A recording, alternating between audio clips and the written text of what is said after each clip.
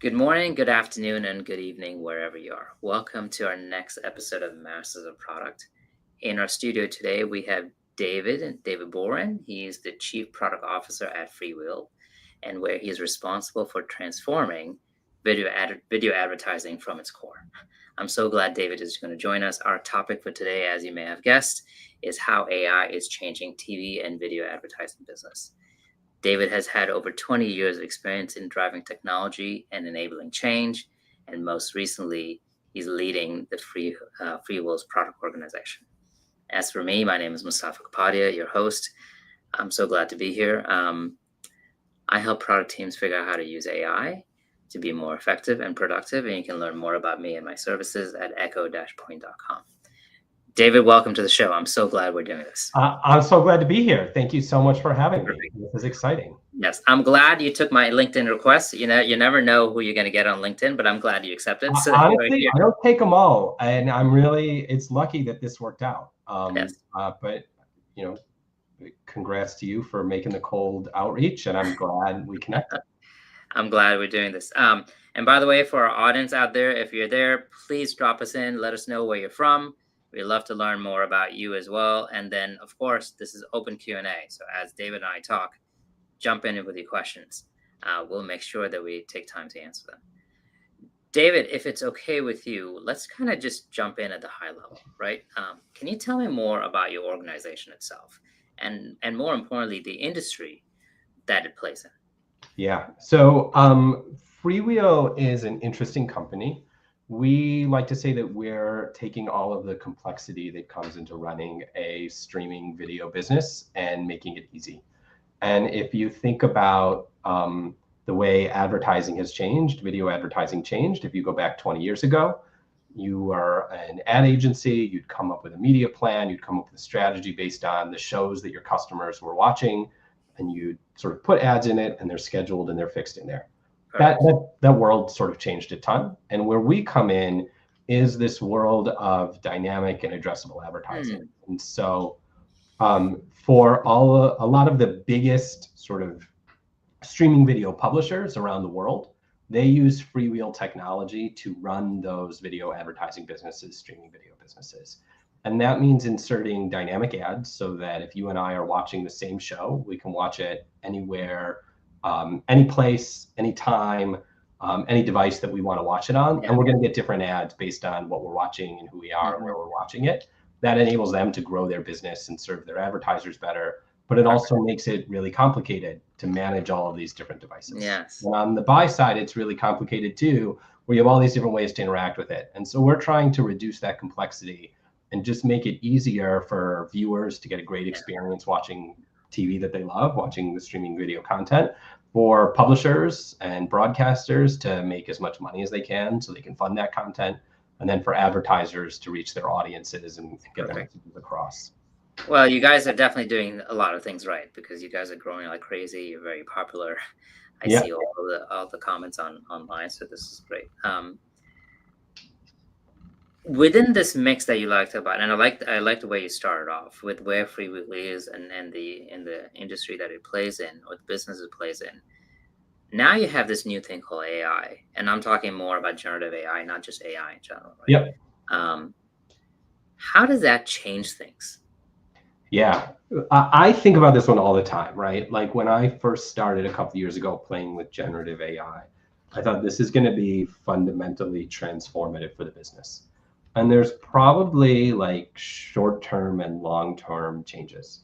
We're in a lot of ways downstream from the content companies, right? Like somebody is creating a show that you want to watch. And I think that generative AI is just going to massively transform content by making it so much easier for someone to become a writer, director, producer, creative, right? And so we're going to see, we've already seen this explosion of content, in the past 20 years between peak TV, between these blockbusters. I think there's just going to be more and more content and more customized to people. And that's going to change the advertising that goes adjacent to it. And that'll become more and more, more and more customizable and more aligned to the content. But in the Yeah. near term, what we're seeing is it's taking the jobs that people do in the Mm, industry and in the advertising supply chain, and it's giving them these force multipliers that are yes. allowing them to be more creative, allowing them to work faster, allowing them to work smarter and better. And we're seeing that everywhere. And as a part of that, it's opening up advertising opportunities to people that otherwise wouldn't be able to participate. Yeah. It used to be if you wanted to be on TV, you had to fit in the schedule. You needed a big Yeah. agency. You needed to spend Yes. hundreds of thousands of dollars, if not millions, on creative. And now we're reaching out and we can work with smaller advertisers that can use generative AI to create the ads. Mm, Some people are using generative AI to customize the ads to the viewers. There's a ton of opportunity in there yeah. before we get into even just like how people interact with our system. Yeah. I think that's great because you're absolutely right. Your market, your addressable market just increases Yeah, exponentially, correct? right.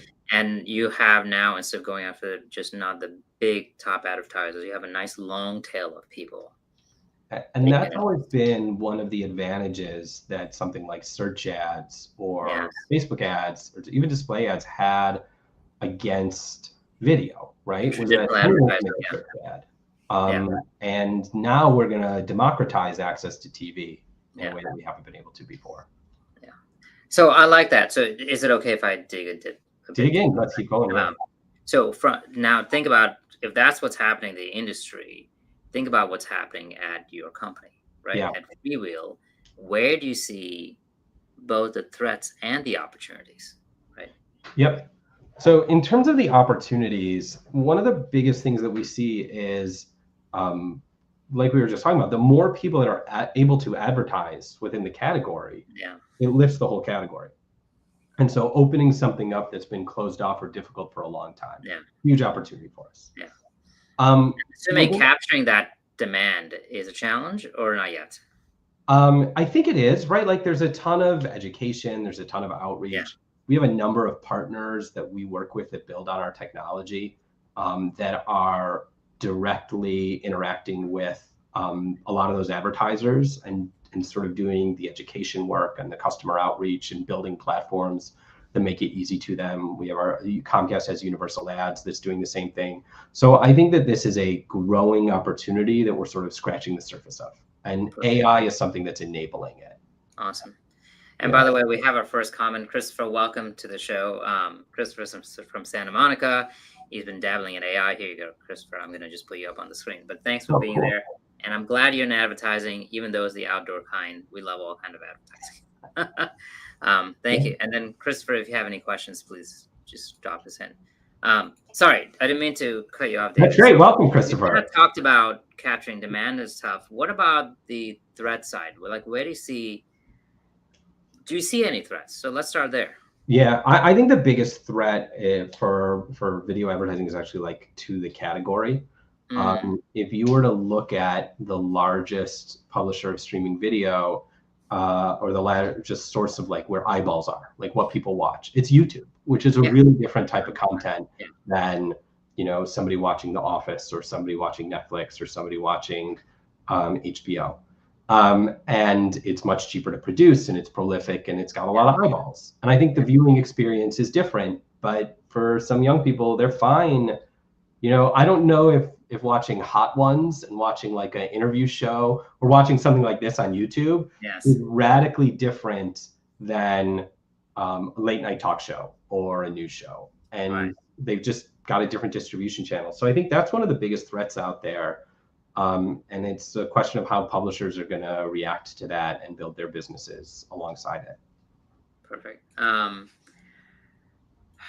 Yeah, because you never know when industry changes so much. You have never idea where the threats you might have thought about even show up, or some things that you may never think about just Yeah. come out of nowhere. And I think what ends up happening, right, is businesses evolve and the smart ones become something really different in the way that the internet has sort of been eating at newspapers for 30 years, but we still have the New York Times and the Wall Street Journal and a number of really big sort of national publications now that weren't that 25 years ago. That weren't big, right? And so it is consolidated to the top 2 or 3, while most others, unfortunately, have withered away. And so you always have this wake behind you. So, given the way you see the world with both the threats and opportunities, what is it that you guys are doing to capture the opportunities, reduce that threat, or change the way your business actually runs? Yeah. So I think this is how I think about AI within our products. And one of the ways we're using AI is just like how do we work better as an organization? Like how can we use it to make all of our people more productive? Yeah. But within our products, one of the things that's differentiated us is how customizable we are. We work with a Mm, lot of big companies that have sort of very unique needs, or I mentioned that we had partners building their own businesses on top of our platforms for reaching out to some of these new advertisers. And there's a lot of customization in that. But there's other people that want kind of like the out of the box tool. yeah. And so within the AI world, we're thinking of it as we break AI. I know we're talking about generative AI here, but into sort of like we have optimizations and then we have the Yeah. generative AI tooling. And we're trying to make it so that both of those things can be adopted onto our product in a customized fashion, but also in an out of the box fashion. Mm, So, as an example, one of the things that I talked about was how can we customize like an advertiser strategy to make it so that they're reaching the right users for their objectives at the right yeah. time, optimizing Yeah. engagement. We're one of the few places that give an advertiser as much control, certainly in the TV space, Perfect. to put like a custom algorithm in there Yeah. and fully control the bidding behavior in the auctions. We have some out of the box algorithms too that's like help me to find email signups or app downloads that are out of the box. But a sophisticated advertiser is going to want to build their own model, and we'll Yeah. give them all of the data and the interfaces to be able to do that. And we'll do something similar in the generative AI space where we're working on agents within our platform that will Mm, help a publisher to identify problems and anticipate them and troubleshoot them. yeah. But we're also going to work on exposing our APIs, which are pretty robust, to like an MCP server. Mm, Because a lot of the agents that somebody's using in an yeah. agency or in a broadcaster, they have to talk to multiple systems. They might need to talk to like a planning tool or an order entry tool. And by exposing the information so those agents can connect in, we're Yeah. one of the tools that they're using and we're making it easier there. Yeah. I think the use case that you have of customization is fantastic because I think AI can customize to the nth degree, Yep. right? It's one of those things that I think not enough product people are exploring, unfortunately, in my opinion. But I'm glad to hear that you guys are because with AI, customization is always great. And actually, you get two problems with customization. Number one, for some clients, it's never enough. Yep. And for the other clients, it's too much, Yeah. right? And so, how do you figure out what the right level of customization makes sense, right? We I have that think tension. Oh, sorry, go ahead. Yeah. no, I was going to say that with AI now you can do both ways. You can either make it very easy, because I see companies like Zapier now investing in AI to make their connections much easier. Because a lot of people complain that it's too complex, but at the Hmm. same time you can go the opposite way and you can make it even more degree and customization. And I love the fact that you're talking about connecting to MCPs because that allows you with such flexibility. Yeah. I mean, Right? that's the tension we have with everything. And we probably had it before where you have some power users that are like, I want to take Yeah, your product and shape it to my vision. And if you give that to other people, they're like, okay, but I just want the same it's too default. much. Yeah, Yeah, it's too I just much want for a me. couple clicks and it's done. Yeah, yeah. I don't want to. We talked about with their design team. Like, I don't want to have to work before I can use your product. I don't want Yeah, to have to. Like, I don't want to have to arrange the dials in my car before I can drive it. Right? You yeah, want to be able to sit down and know where everything is. yeah, But in other cases, as you get more comfortable with it, you want to expose different things. yeah. I like that analogy because I don't want to adjust the dials before I drive in because that makes absolutely Right? Sometimes you just need to drop in and have it work. That's where I think a lot of the agentic interfaces are really interesting. And what we've been exploring, right, is you can have the sort of like standard behavior, but then yes, you can allow that level of customization.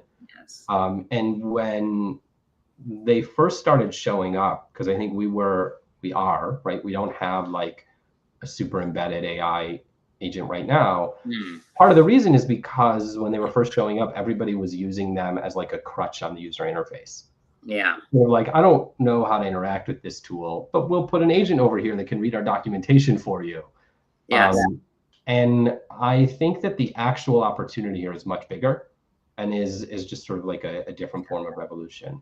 So let's talk about that, because I know last time we talked about, you had said that you took a deliberate approach to not add a chatbot Yeah. to your product, right? Yeah. And you've chosen a different approach that we've touched on. So, but I want to focus on the first one. It's like, why did you like? You're absolutely right. I mean, you go back 6 months ago, a year ago, even now, chatbots are very popular, right? Hmm. Seems to be the most easiest use case of how you can integrate AI into your product. Um, what prevented you, or what was the insight that you had that said, you know what, this is not where I want to go? Yeah, so we had two things that were going on. One of them was we wanted to make the product ready, the underlying infrastructure.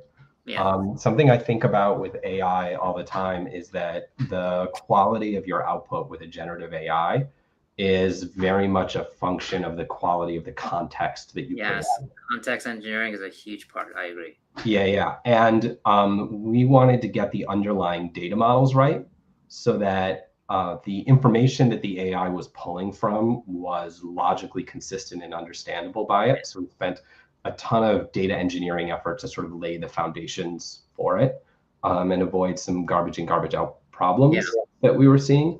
And then the other part of it was that we wanted to get a better understanding of where that value was going to be for our users. And so we really looked at it because a lot of users, a lot of the interaction with our system is through some sort of an API. And we're putting hmm, optimizations in the tool all over the place.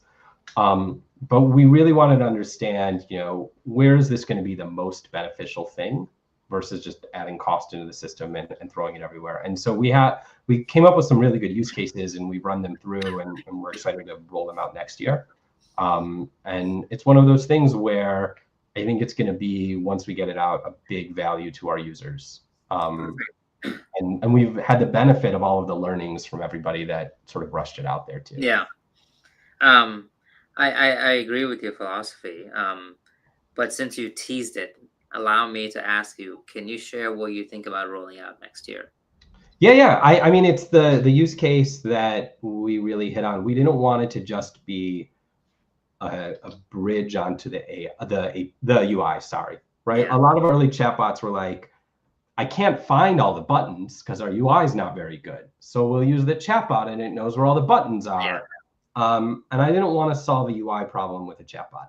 Mm, Instead, what we're looking at, and hopefully a viewer who's one of our customers doesn't quote me on this if it changes over the development process in 6 months, but where we're really focused is on, you are live. No, I'm just kidding. yeah, that's true. The troubleshooting use case, right? This idea that in all that complexity I talked about, there's Yeah. lots of things that could be going wrong, from, why is my campaign not delivering, Hmm. to what happened, why are ads not serving on this endpoint, to why are these audiences not, loading, all of these different things that across like a very complicated business can be hard to identify in the data and even harder to troubleshoot.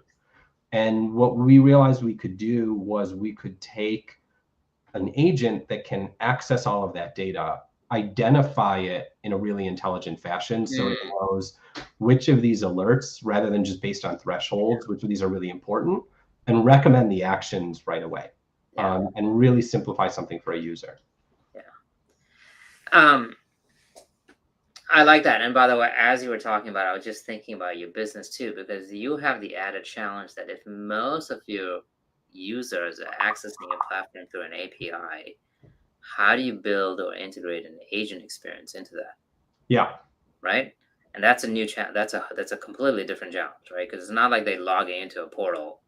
I mean, they probably are, but the ability to integrate agent and API is a very interesting challenge.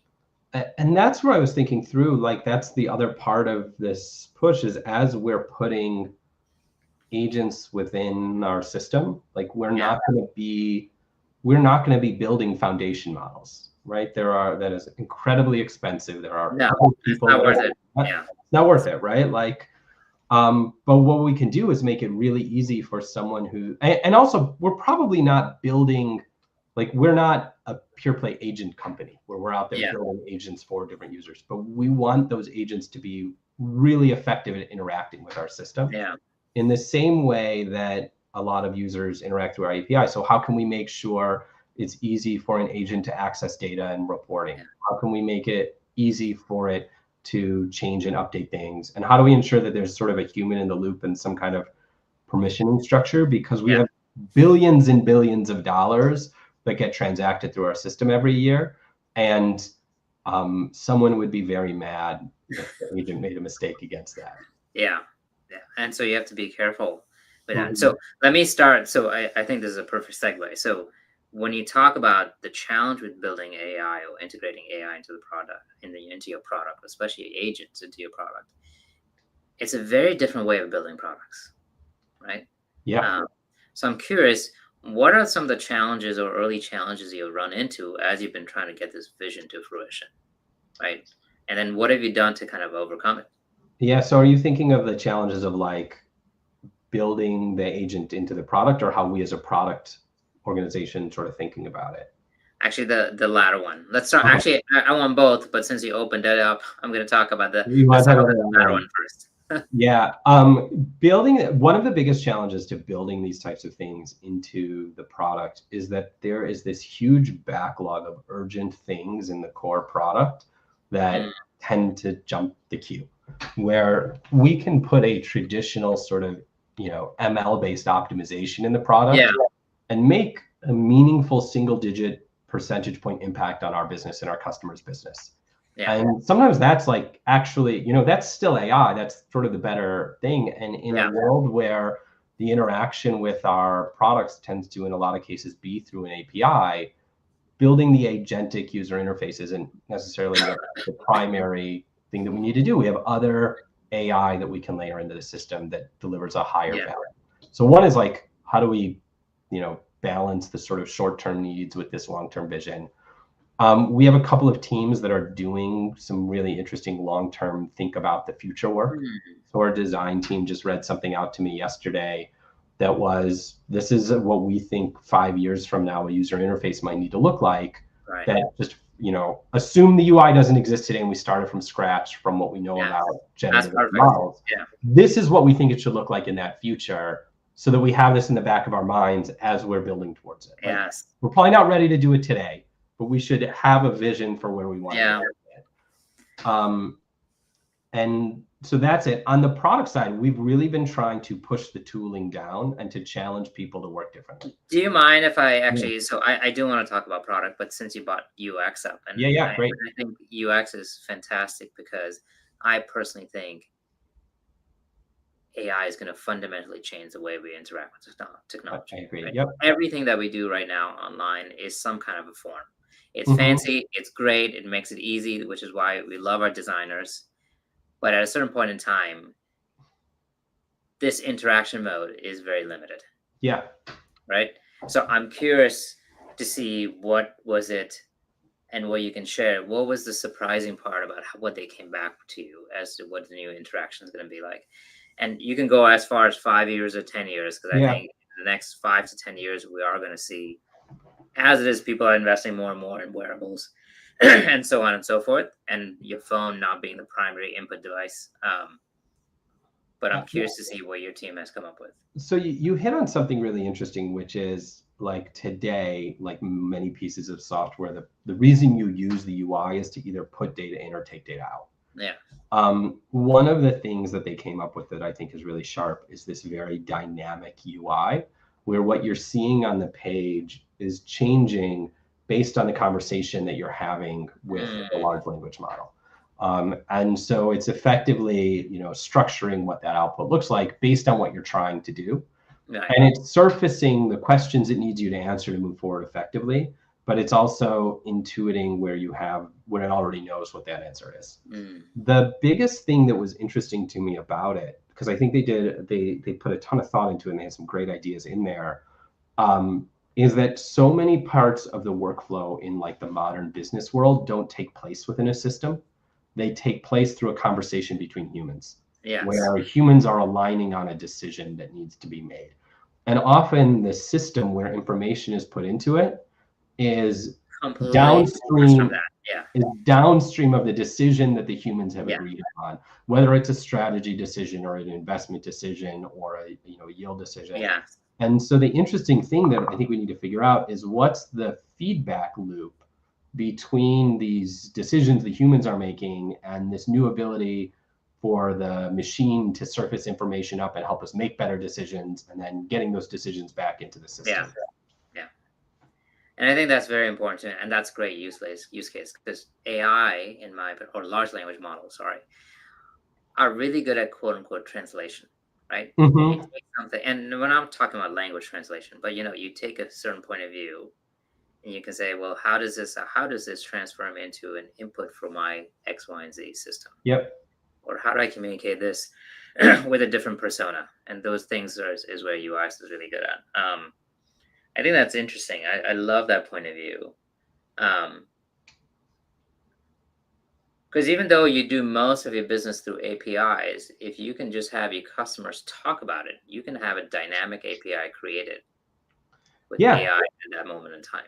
Or one of the things to think about, you don't necessarily need the API to be dynamic. The API is sort of saying, here's all the information I have in my system.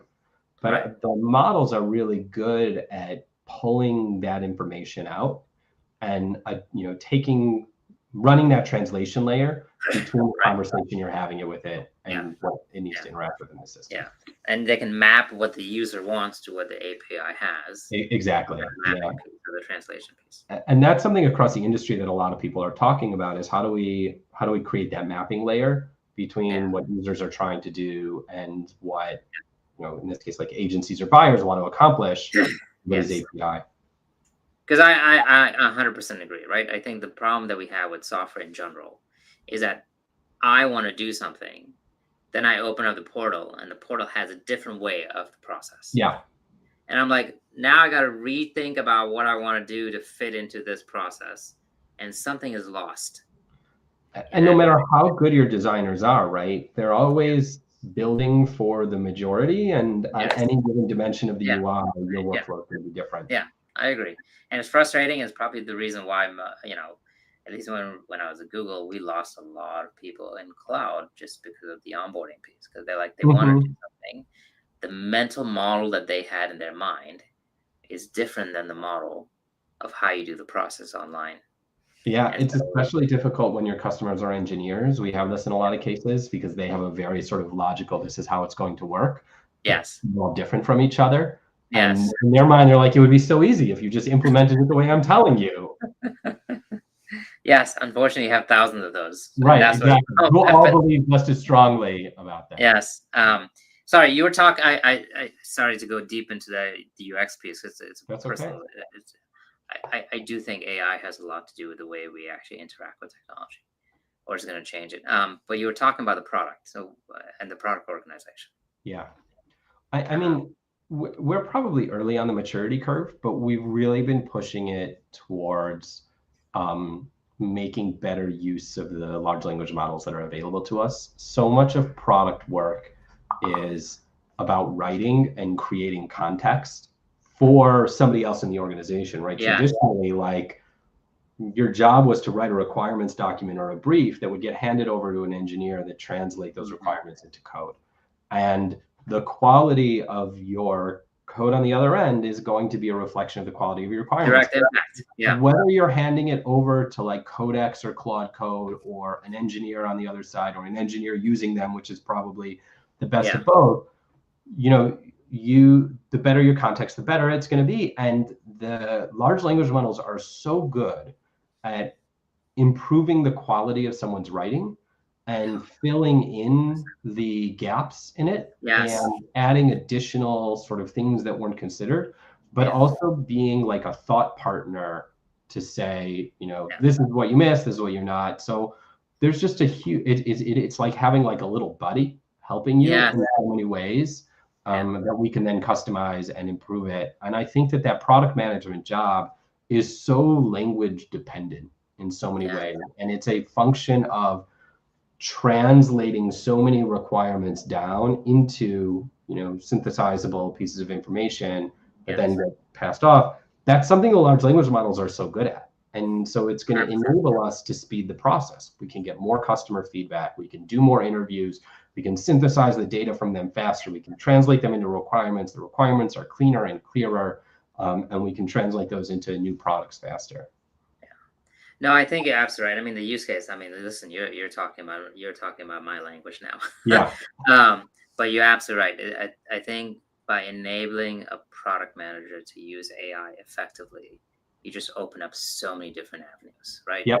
Just from better writing and better quality to more creativity, more innovation, seeing things that they may have missed. We all come with certain biases, so it's kind of nice to kind of break those biases, right? And just identifying the gaps, like you said, is just, you know, I don't know about your organization, but some of the clients that we talk to, a third of development time is rework. Yeah. And the I've rework never been for it, but I'm sure. direct translation or relationship to the fact that we missed a certain requirement. Like Hmm. we didn't think about this thing and we didn't think it through, right? And AI can definitely, and it cannot eliminate 30%, but it can definitely make a dent. It can make it done, Right. or there's work where we deliver something to the customer and it's not quite what they wanted, and it can Yeah. help us anticipate those situations much Yes. earlier. So Yeah. even if we're not reworking something, the thing that we ship originally is much more aligned to customer expectations without having Yeah. to spend 6 or 9 months continuing to iterate on it. Perfect. This is good. Listen, David, I have so many other questions, but I am conscious of time. So I Yeah. do have one last question, and I want to make this more about personally. So the question is, how do you personally use large language models, or do you have a favorite hack that you want to share with our audience? Okay, I'm going to share my favorite hack that I've been using lately. This is a very personal one. I use large language models all the time. My favorite things that I do with it, probably by like content, is I use it for recipes a lot. My wife and I both do that. Yeah. I use it for writing short stories that I think would be funny. So I have premises that I have it make funny short stories. Nice. This is my favorite one lately, which is I am helping my kids to sleep through the night uninterrupted in their own beds. Uh, My dream side job, I have young children. I have a 8-year-old, a 6-year-old, and a 4-year-old. And we're trying to establish a bedtime routine and have it carry through in the morning. And in the middle of the night, when you have a child that really doesn't like this new routine and is freaking yeah. out, I needed somebody to talk to be like, am I doing this the right way? And I actually created, from the child psychologists whose work I really Yes. like, I basically said, reference this work. This is how we're thinking about it. This is the situation. And I created like a GPT model. My dream was always to be, there's lots of sleep influencers out there that help parents get their kids to sleep. I wanted to be the dad sleep influencer. So I want to be the sleep dad. And I call this my sleeputer now, like the bad computer for sleep dad, is what I've built with these Oh, I custom love it. GPTs. I wish we had this when my kids were growing up, because my kids were. We had some rough nights. Yeah, we have some, Right. and now, We have three kids too. I mean, we have three boys, and I'm telling you, each one of them had a unique sleep pattern. yep, and And we have the same just thing. like, yeah. And they wake you up in the middle of the night, you're exhausted. Right. And And so you're you're like, not how thinking can I about be a better parent at this time? I'm like, I don't want to be a better parent. I just want to go back to I just bed. want to go back to sleep. And so the GPT is actually really good at the two things you need, which is somebody that can just be very positive and reassure you. Yeah. When you're normally awake, that can be sycophantic and annoying sometimes, but it's what Yes. you need in the middle of the night. And it can give you like really specific advice about why what you're doing is working and what's not working. Yes.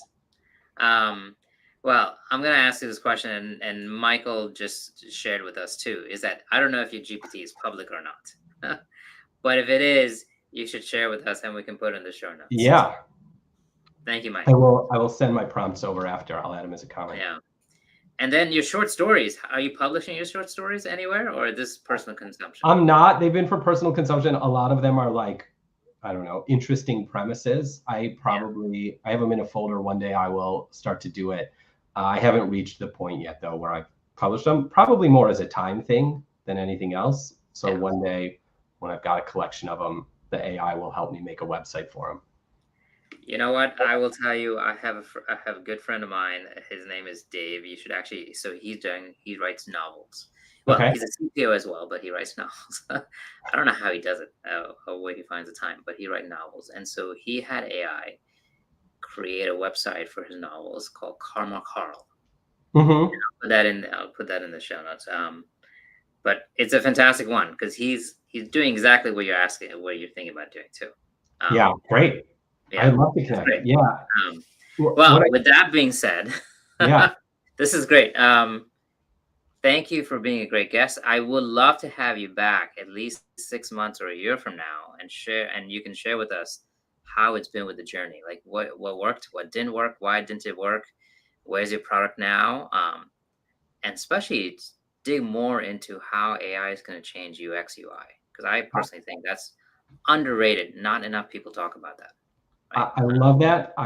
I'd love to come back again. This was so much fun, and hopefully, when we talk in 6 months or a year, we've shifted a bunch of this stuff, and our thinking's Yeah, evolved, it's moving so fast yeah. that it would always be an interesting discussion. So I'm so glad you reached out. This was a lot of fun to talk Great. about with you.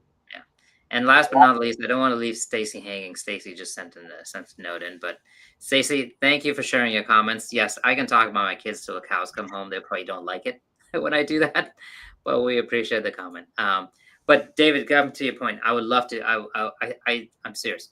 I'm glad we connected online, and I'm glad we had the show. But I am really curious to see where you guys take this. That's amazing. Let's keep in touch. Let's do it. Perfect.